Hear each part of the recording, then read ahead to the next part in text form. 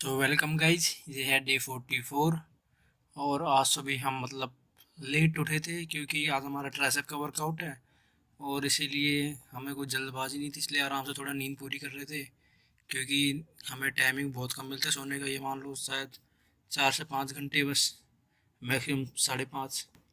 तो आज ट्राइसेप था तो इसलिए हम शायद 6 घंटे सोए आज। तो सुबह उठ के हमने सबसे पहले अपने लिए बना ली प्री वर्कआउट मील, जिसमें खाया हमने जी पपीता।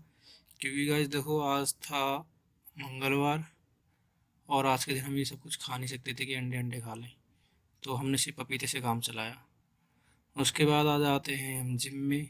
जिम में आने के बाद हम कर लेते हैं ट्राइसेप की 2-4 एक्सरसाइज, जिसमें इस्तेमाल पुली इंक्लूडेड थी केबल से। उसके बाद फिर क्लोज ग्रिप थी, बेंच प्रेस। उसके बाद फिर हमने मारी थी डंबल किक बैक और फिर स्कल क्रशर वगैरह।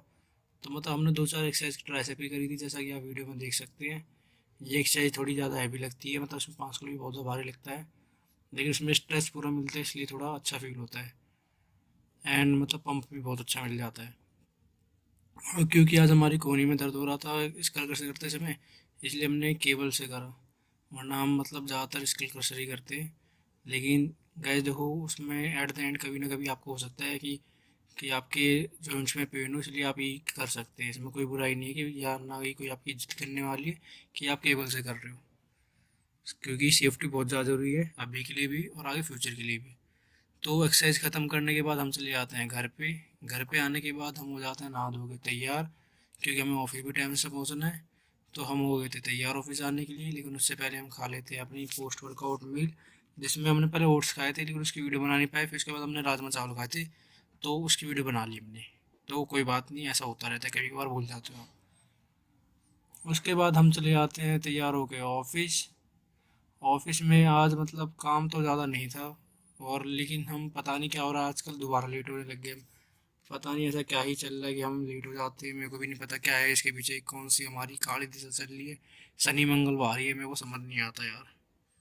गाइस अगर आपको पता हो तो आप भी बताना कि शनि मंगल क्या भारी भारी हो रखा है भाई, पता नहीं। तो हम कर लेते हैं फिर लंच, क्योंकि काम करते करते खाना खाना भी बहुत ज़रूरी है।